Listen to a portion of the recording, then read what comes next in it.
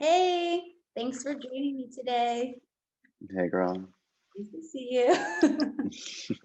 My name is Edmond, and I'm founder of Create. I'm joined here by my friend Byron Cordero, and we're here to talk about arts and culture, representation and inclusion, and how these two together synonymously can change society.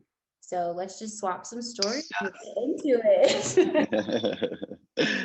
So, first, I wanted to ask you about your background, but I can let our audience know. Byron Cordero is principal of Cordero Consulting. So, yes, he's doing things, everything across the spectrum of media, from advertising to marketing to public relations.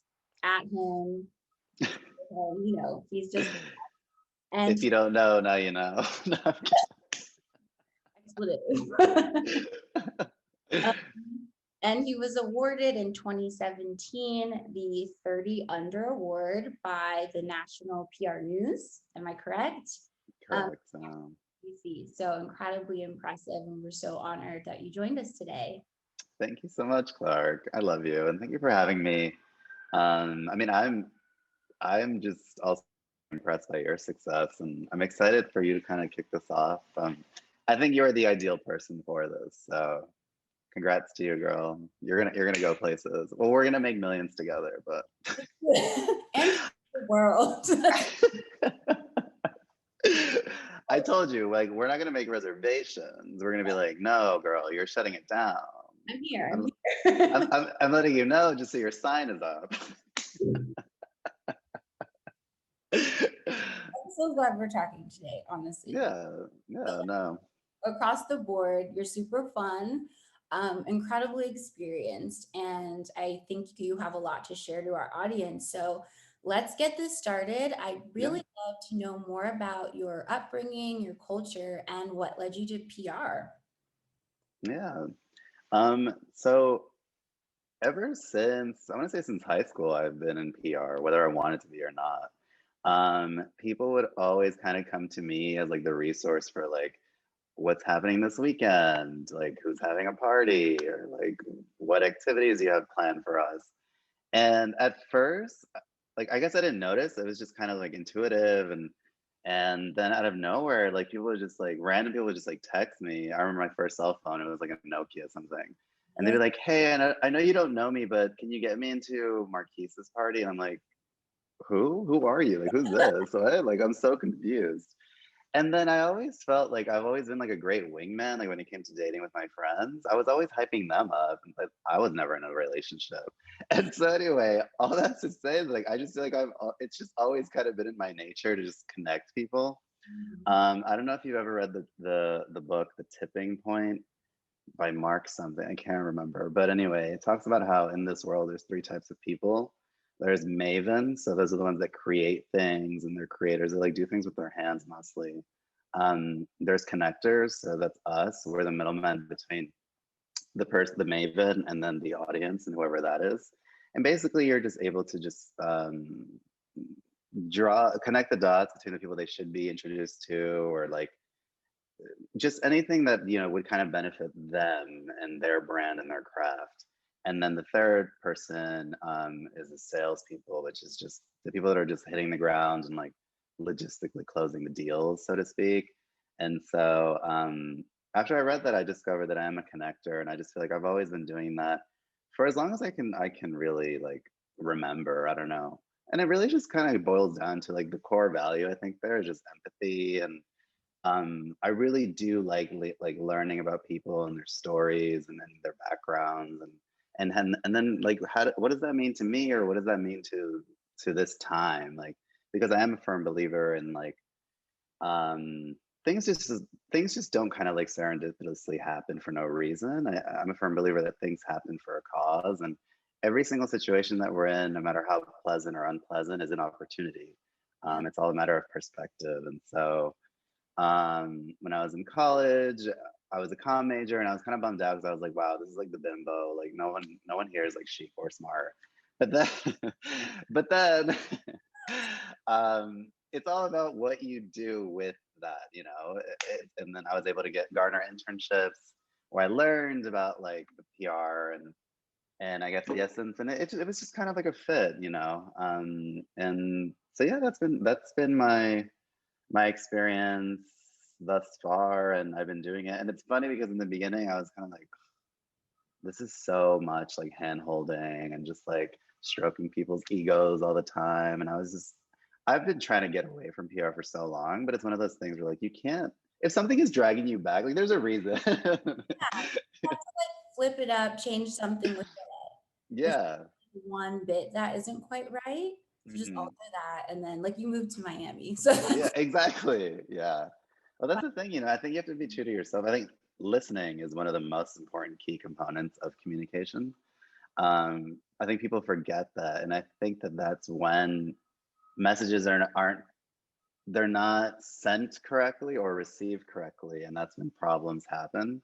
And it's because our failure to listen, especially in a world where it's like filled with so much noise, you have to really like sift through all the garbage and just to get to like the essence of things. And so um all that's to say is like listening to yourself is like hyper important, because then you're just able to really hone in on what are your strengths, what are your weaknesses, how can you develop yourself either as a better person or as a better maker, whatever it is that your craft is. And so I'm able to be that person for my clients where like maybe if their ears aren't working too well, I'm able to kind of be their ears for them and just been like, yeah. that's not your strength, like love you, but that's not you, so let's not do that.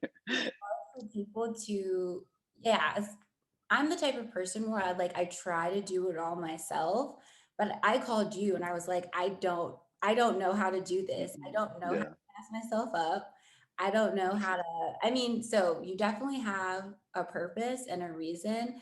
And I love everything you said just about like the core and the essence of empathy and Hmm. really how it all bears down to listening and Hmm. like listening to others, listening to yourself.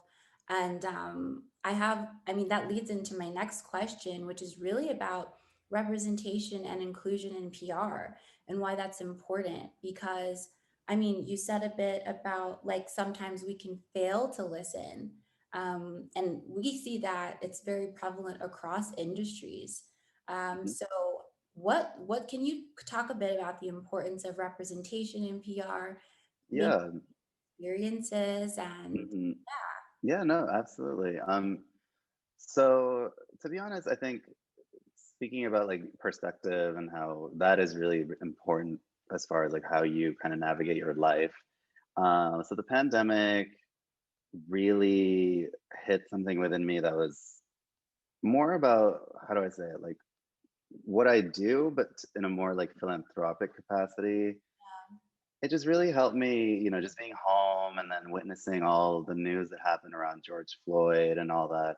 It really just kind of like opened up my eyes. And it was just, I mean, it truly was an awakening, I hope, for the United States. An awakening in a sense that's just like, this is the time to end this crap, because it's garbage. And it really just allowed me to just kind of like dig within. And to be honest, I'm the type of person where like, I went to one protest, but it wasn't really my vibe.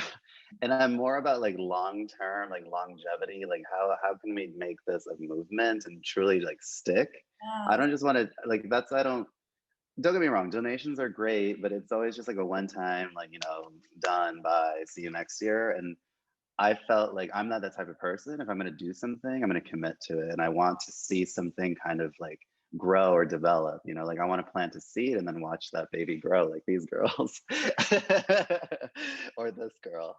And I'm just that type of person, like I don't know if it's a Taurus thing or a Byron thing, but I'm 0 100. I only know two speeds. If I'm going to do something, I'm going to do it well. If I don't care for it, it's not happening. So all that is to say, I remember I picked up the phone and I called. So Mulaney Barnett is the founder of the Black Artists and Designers Guild. And I remember I called her, and her and I were on a panel maybe like a year before that. And I was like, hi, I don't know if you remember me, but I'm Byron of Cordero Consulting. And we were on a panel. And she's like, you don't got to introduce yourself. She's like, I know you are. And I was like, I'm sorry, I was just like, whatever. And so I was like, listen, the reason I'm calling you this morning is because I want to find a way to help bring awareness and donations, whatever that is, just kind of get the message out about everything that you guys do, and take this moment in United States history and turn it and make this an opportunity to have people learn more about Black culture, learn more about inclusivity. But when I say the word inclusivity, it's more of a strength on equity, because equity is really, that's where that's kind of like the root of all the problems in a sense. Because up until now, Black designers or just designers of color or artists of color, they haven't even been able to be on the same playing form because of the playing field, because of the simple fact that they maybe just don't have the funds. And meanwhile, like, there's a lot of organizations out there that can help, but either they don't know about them or they're not allowed to be a part of it. And it's like, it's sad. And, and sometimes it just kind of comes down to just resources. And so for example, myself being a first generation American, I wasn't fully aware until all of these like resources that were offered to like minorities for like helping out with school grants until like my junior year in college, which is kind of like, I mean, I'm happy that I eventually still did learn about this type of opportunities, but it's like, girl, this would have been cute like 2 years prior before some of that debt. Before- Like that would have been cuter then. But anyway, that's like a good, like the best comparison that I can think of. Sometimes people just don't know. And the reason why they don't know is just because they haven't been included in these, and they haven't even been regarded as like equals, so to speak, in like and so anyway, I called her and I was like, how can I help bring awareness, donations, campaigns? I'm like, I'm in PR, so I can guarantee some like articles. I'm like, whatever I can do to expand your voice and amplify your voices. And this is the time, that this is how I want to help. And this is how I feel like I can use my knowledge, my experience, my wisdom, and use it for like a greater cause. And so we started working with them, and I was able to really get into like these really deep conversations with the members. And just is when I was able to listen more in depth about like the anecdotes of just like situations that they've had in the design industry that I can say too, I've shared some of those experiences. And I think that's also why I felt so compelled to help. Just to give you an idea, there was an event in the Hamptons in 2017 that we did the PR for. And this lady, Caucasian, white, I don't know what's PC, whatever, she was white. She handed me a dirty plate at the event. And I was like, why are you giving this to me? And she's like, what, aren't you the help? And she's like, aren't you the help? And I was like, I remember looking down at like my outfit and I was like, I'm not wearing a penguin outfit right now. Like, I'm like, no shade, but like, I used to be a cater waiter in college. So like, no, I'm not shading the industry. Like, There's no like problem with no, that. no problem with that. It's just like, just because I'm one of the only brown people at this event, I clearly have to be the staff. I couldn't possibly be, a part of the event. And so, and I remember my superiors at the time didn't say anything. They didn't back me up. This girl that I was next to didn't say anything. She's like, oh, like she's probably joking. And I was like, that's not a joke. Like, that's like, this lady was dead serious. Like, That's not. also it's not a joke to me. Like, so so having like myself, you would think the person that invited you to this damn event should be the last person you insult. But anyway, I was able to, going back to like my initial meetings with the Black Artists and Designers Guild members, I was able to hear some of their anecdotes, and they've shared similar experiences. And I'm just like, fuck this. This is not the time. We're not doing this anymore. That was cute never, and we're gonna make sure it doesn't happen anymore. Oh, that was cute never. And since then, I've used, again, my resources and my connections with the media to obviously garner press and stories, but I think more importantly, having hard conversations with the media. For example, we had this like big Zoom, and one of the editors was like, she just, I guess, wasn't thinking. And that's why we needed to have these types of conversations. She was just like, but where do we find Black designers, or where do we find designers of color? And I was like, insert name. I was like, well, how do you find white ones? Google, Instagram, like That's they're no. I'm like, they're no different. like they're in a different planet. Like Yeah. you don't have to go through a different dimension. I know. And honestly, that got me annoyed. And to the point where I was like, honestly, I was like, that's your job as a magazine editor too, for you to like research and, have your finger on the pulse. And if that is not what you want to do, then you might not be in the right profession because, Wow. as a tastemaker, that's what you do. Like you just have your pull. You're just out meeting and researching. I'm like, that's what a journalist does. So having those types of conversations, and then there was another one too, where there was a publication that was interested in doing a print feature, and like it was kind of sad and funny, but again, I hope this was a turning point for this particular staff member at that publication. And when they were like, "Okay, great, we're gonna schedule a photo shoot," and then I saw like the call sheet, and the photographer was white, the assistant was white, the writer was white.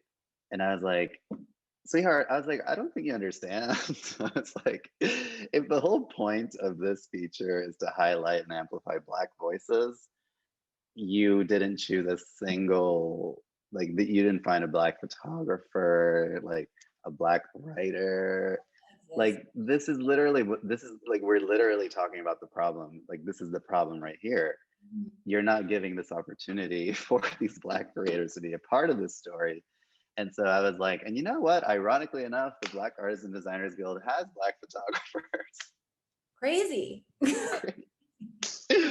So I was like, we're gonna do this. So I was like, if you still are interested in this feature, we're gonna do it our way. I'm gonna present you some options, and we go from there. And then that feature was written, and everyone who participated in it was Black, and so that everyone was compensated for their time. And it was just another example of how like the conversations have to be had, and they can be a little awkward and difficult, but and more importantly, they have to continue to happen, because things lose, they kind of like lose their energy kind of if you don't keep pushing it. And especially when it's something, sadly, with, and I can only speak on the United States behalf, it's a world issue, but that's like a whole separate combo. But I think in the United States history, it's just been ingrained one way, and so we have to keep having these conversations in order to see the change and the pattern happening. I mean, just when it comes to just like simple marketing, someone has to recognize or see a message a minimum of 7 times before something sticks. Oh, So a minimum of 7 times, yeah. And so if you're not constantly having these like over and over, I mean, that's how advertising works. It's like if you see a billboard for like Cartier, and then you see it on Instagram, and then whatever, it's gonna take a while before you like randomly think about it. You're at the mall, you're like, oh, I kind of want that. Like whatever. It's guessing with that. Like I Google one thing and I'll see that ad 8 times, and then I can find oh something. yeah, yeah, yeah. I like Mhm. I really appreciate everything that you just said. You touched on so many points. I like want to list them.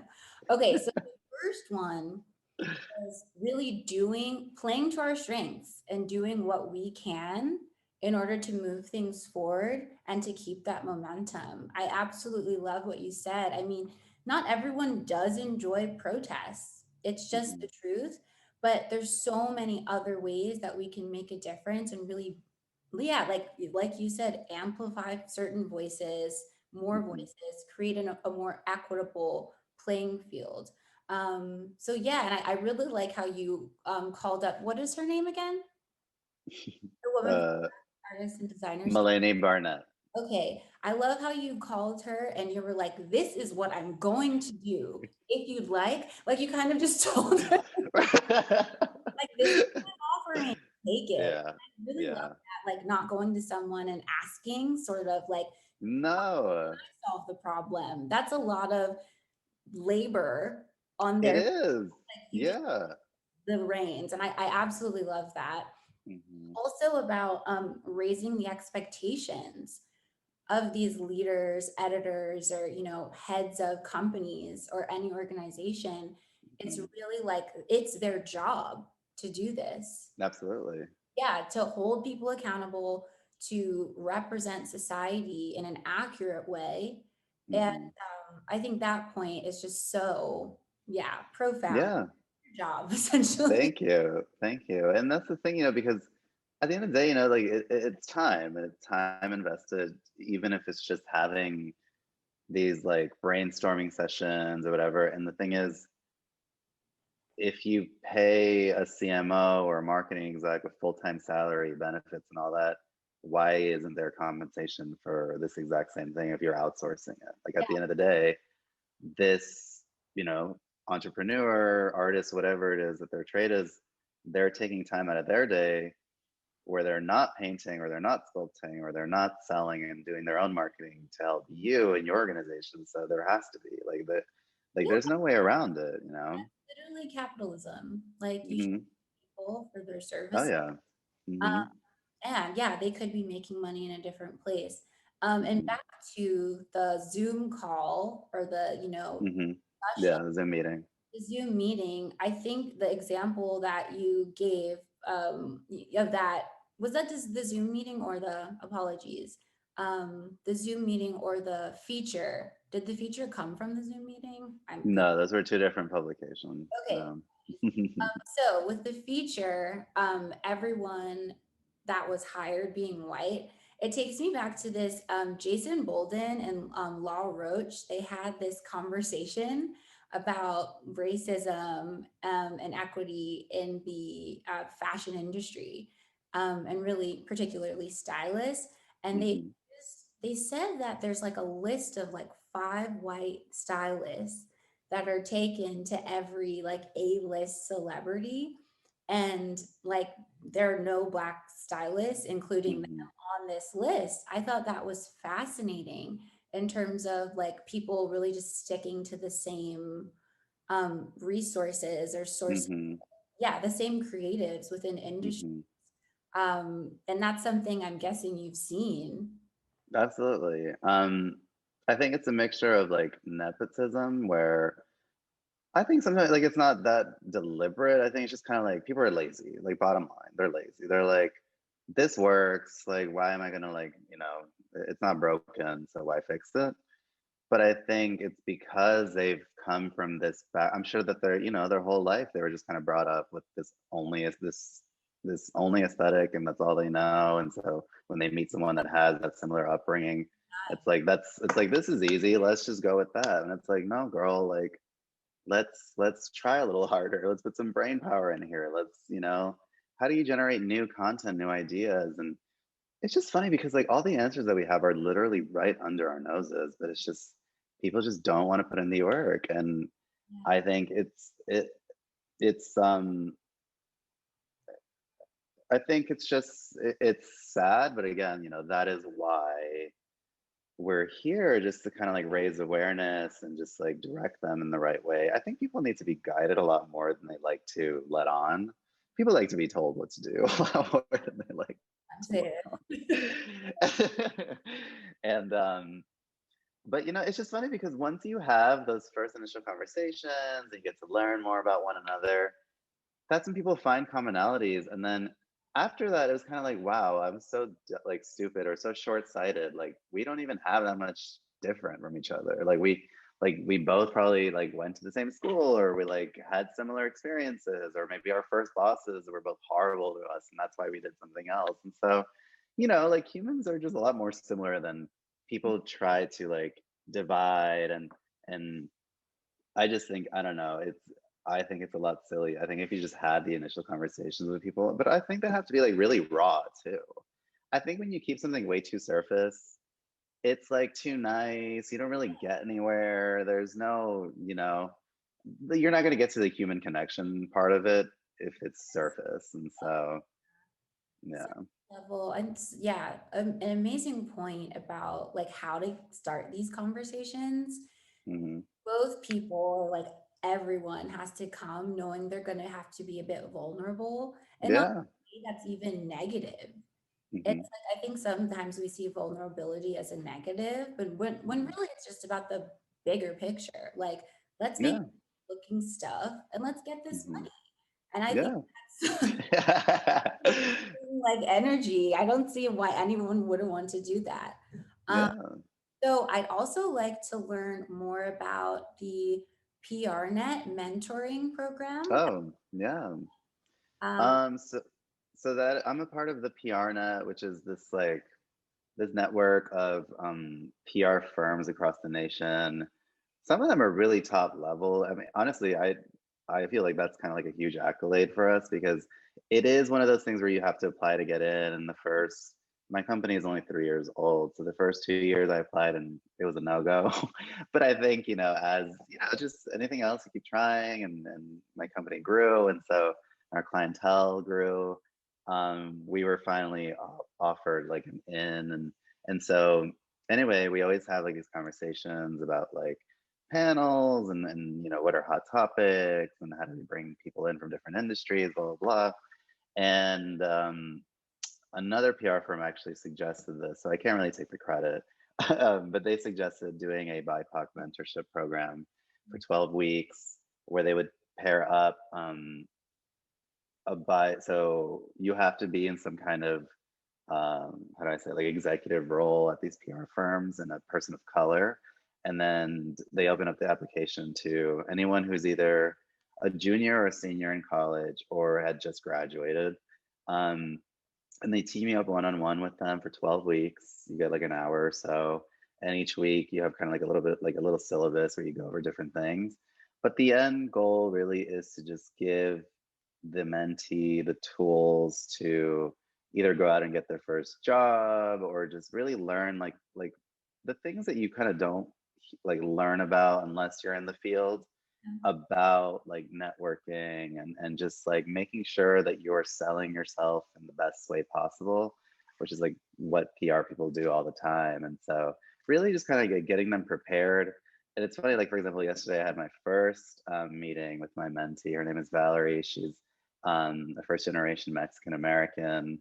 Uh, and she was saying how she just had a lot of challenges finding her first job, and I was like, well, yeah. I was like, because you were probably reaching out to like info ad or human resources ad or talent management. I was like, that's a waste of time. That's garbage. Don't ever do that. I was like, you need to stalk these people, LinkedIn, Instagram, find out if they have kids, a dog, I don't care. You find out who are like the key players there and get in that way. Because at the end of the day, if you go by like an info ad or human resources ad, a machine's going to look at all that stuff, and the machine's just going to pick up keywords. They don't really know. It's not going to like deep dive into your resume and really like hear about all the volunteer work you did or what really matters to you and blah blah. I'm just like, it's a computer, so it's a waste of time. I don't So know. little things like that I hope to like shed light on and just kind of prep her for the workforce. There is an opportunity that's for both the mentors and the mentees, where like if it is a seamless fit, then we can hire them Well, that's to great. some capacity. So yeah, we'll see. I was like, it's a dance, and honestly, I view it as also a learning opportunity for myself because I'm always uh, ever since my first internship that was kind of negative, and it's just funny. Like I learned what I don't ever want to be when I'm a boss in that first position, because I was just like, this is so unnecessary. This is negative energy. This is whack. I don't feel empowered. I don't feel accountable. I don't feel like I'm a part of anything. I hate coming here every single day. Like this is so beyond whack.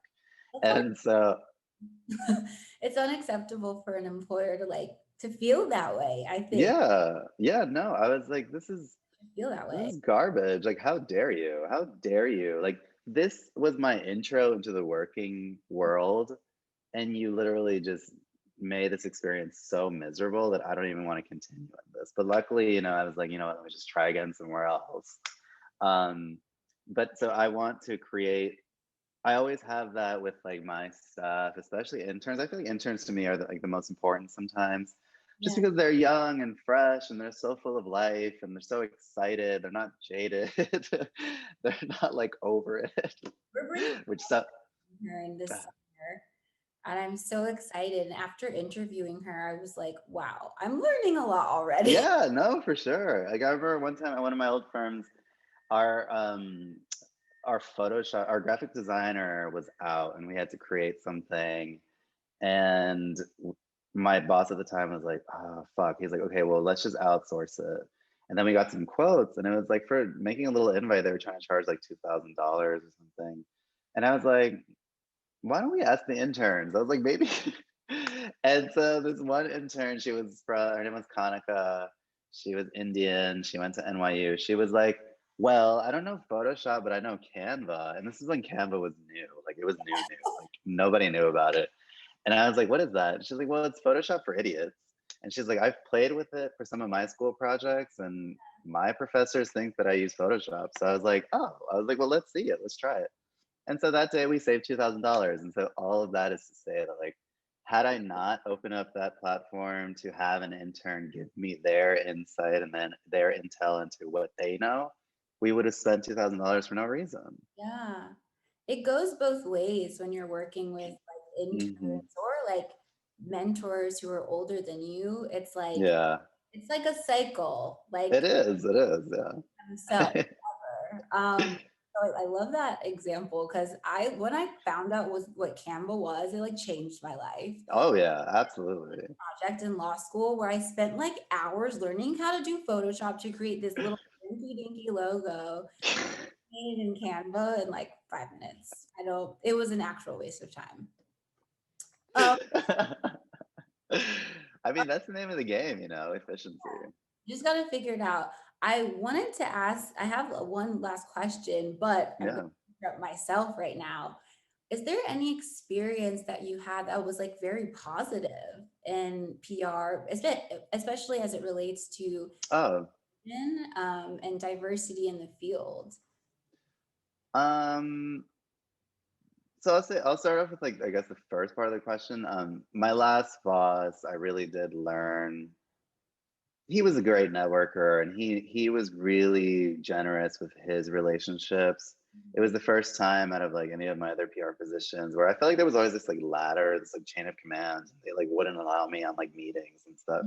But I want to say he was the gem, and that like he was just very generous with his relationships, and he always brought me on meetings. So I feel very grateful and appreciative, and that really just taught me so much about like the importance of that.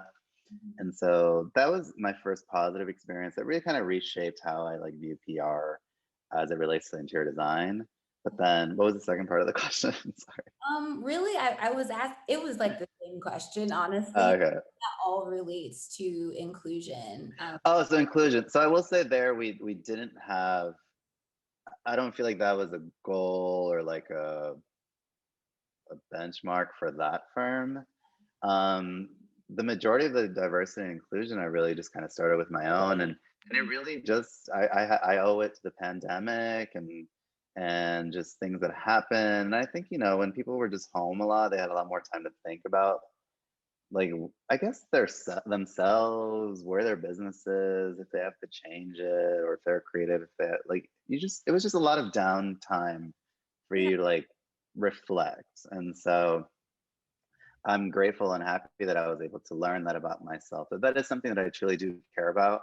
And so when and if there's more of these types of opportunities, I feel like my heart is in it, and I'm like excited, and it's like great, and it just it's rewarding.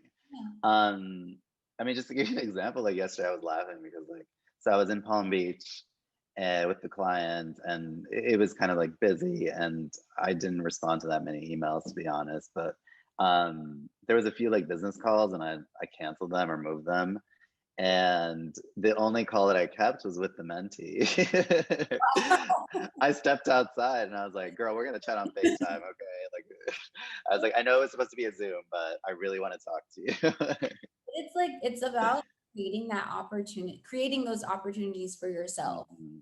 to like Yeah. make a difference and change. And yeah, the pandemic and the resurgence of Black Lives Matter, it really did change things for a lot of people. And I'm obsessed with the you have to see it 7 times to really acknowledge it because we were seeing a lot of issues every single day, multiple times a day.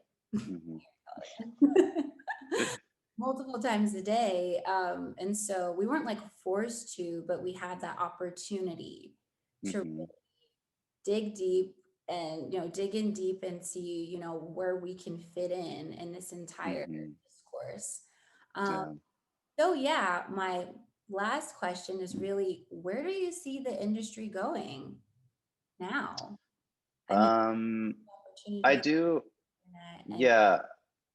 I think it's as far as like what we can control, and with the Black Artists and Designers Guild, we just have to keep doing our job and just getting those messages out in order to keep, the movement going. Because like I said, I have seen a little bit of kind of the spark or the whatever, the heat kind of like cool down a little bit, and it's just time to like remind people and keep the campaigns going that, this is not a one and done. This is not like, the donations were cute in the beginning, but now it's like, where do we go from here? Because at the end of the day, it's all of these things, all of these changes, they have to come from the top down. And so more people of color need to be in these leadership roles and consulting roles, advising roles. They need to be a part of that, those like initial strategy meetings and just at the top level in order for it to then be accurate. Because let's be real, like when some like white executive tries to like do a message or a campaign for like Latinos or blacks, there's always something off. It's like, because you're not there. So yeah, you didn't RSVP to that event, so like I don't know what you want to talk about. And it's like, and I don't want to say that this is all entirely negative to, our Caucasian counterparts. Obviously, there are people there that know what they're doing and they're hyper talented. So I don't want to minimize their work by any means. yeah, I just think that it's just time for there to be more diversity and equity, and there just has to be different voices at the top level, yeah, um, in order to really, just I mean, honestly, that's just going to benefit everyone, no matter what brand or company you're at. Like, it's just going to make you stronger, make you a lot more intelligent. It's going to make things more authentic.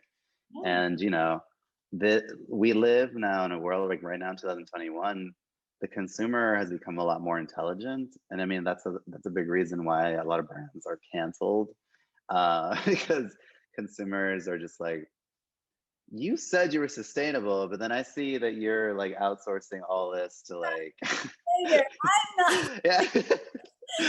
And so, like, people, and it's again, I think it's because people have a lot more time, and so, but people are just a lot more invested, and especially Gen Z and on.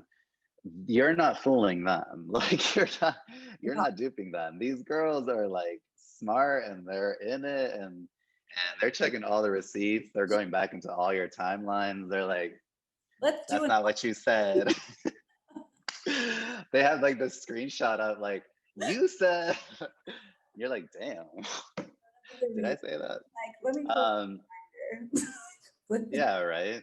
And just how with all these conversations, I think people need to understand that they are going to take some time and develop, but I think that you have to have them with the right people. Don't waste your time having conversations with people that don't even make decisions. And now when I say that, I'm not saying that like juniors and assistants, they are all equally important. They all add to the overall project. But bottom line, someone makes those decisions. And if that person is not the one you're talking to, it's just going to make this a lot longer like than it needs to be. And it's just like, again, going back to my thing about efficiency, it's like, do you have a budget? Yes or no? Do you have money? Yes or no? Are you going to include it? Yes or no? What does that campaign look like? What are you willing to do? Oh, you just want it? Bye. Next. Like, let's move on. No room, no time, no time. Yeah, I mean, efficiency, and I think what I'm hearing from that is like not being apologetic about No. like the Mm-mm. time that you have to offer. Like you don't have to No. apologize for being in the room, for asking for a meeting. You can be very clear about what you can offer, how you Hmm. can help them and enhance their business, Yeah. or Hmm. whatever client you're speaking with. Um, Yeah. yeah, so I like that. Like, Yeah. Yeah. Like it's a fit. And I always tell people, I can't speak for like all aspects of life, but when it comes to business and sales specifically, it's not a no forever. It's always a no for now. It's a no for now. Rejection is not forever. If you have that tenacity, but more importantly, you have to be able to reconfigure whatever it is that you were presenting in the first place. If that wasn't a fit, like don't be lazy and present the same shit. Like, no, don't do that. But it's like, that's literally the definition of insanity. If you're, what is it? Expecting a different result for doing the same action or whatever. Like, no, girl. So don't be lazy. And it's always a no for now. I'm a firm believer in like, this is the analogy that I've used for forever. If your front door is locked and you forgot your keys inside, okay, just double check the front door. Maybe it's open. Maybe you didn't lock it. If that doesn't work, try the side window. If that doesn't work, get a ladder. If that doesn't work, call your friend, call your mom, call a locksmith. All that's to say that there are different solutions to the problem. And just because the front door, like, why are you just going to sit there and just stop at that option? That sort of Try other things. time, but like, yes, I totally get that. Mm-hmm. No, that's like, Yeah, there's so many different entry points. yeah, absolutely. I'm gonna use that. I'm gonna take that into the rest of my day for sure. Yeah, totally, girl. Yeah. Having so many nuggets. Thank you so much.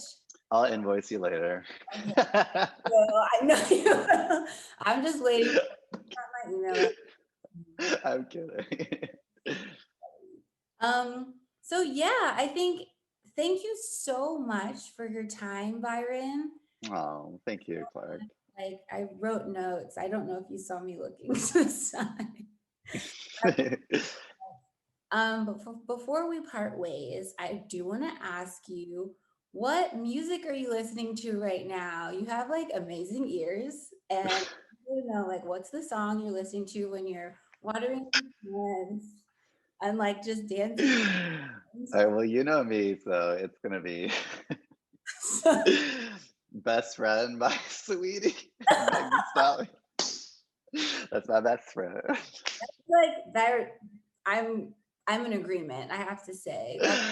Otherwise, anything Mariah Carey all the time is all me, always. Fantasy, but the Old Dirty Bastard remix only. Yes. Yeah, it's not the original. Any Mariah Carey is always puts me in a good mood. I said best friend. Obviously, I'm Latino, so like new reggaeton. That's like, oh, I'm always like there for her. Oh, anything Maluma. A, he's gorgeous to look at. B, his music is really good. So Okay. So I'm there for all that. Dang, I have like a lot of listening to do now. Yeah, girl. Oh. What do you listen to? Okay, don't. Nothing. I've been obsessed with Phoebe Bridgers for like a minute. I don't know who that is. You wouldn't. I mean, I think she won a Grammy. She's okay. a California indie rock girl, basically. Very like sad music. I don't know. I'm just feeling really. There's no. If that's your vibe, yeah, no, do it. I always listen. I say listen to the same like songs, but I listen to lots of Tom Misch, the artist. He's like a UK like singer. You're so classy. Like I don't even know who these people are. To listen to Sawiti, so don't. like I'm Hot 97 or 97.9, like Latino FM. Like that's where you'll find me. On those levels, I'm like, but I still listen to Yin Yang Twins. Yes. Anything ATL. I love Atlanta. Like indie rock and okay, like I don't know, indie hip hop, I guess you could say. Mm-hmm. That's what I do. I will say, like musically, I love that. Like English and Spanish is like it's not uncommon now to hear both languages in the same song. I'm like so for that. I'm like so here for that. There's a Spotify playlist list. It's called Ultimate Latin X. Dang. I know. It's like all the top songs. And that one's really good. I'd recommend that. There's this one artist, I cannot remember her name for the life of me, but she has this song called Wild Girl. It's like one of my favorite songs, but I don't know her name. So that's just like classic. I could Oh like my put God. like show notes later. I'm down. So yeah, thank you so much for your time. I love you so much. Oh, I love you too, Clark.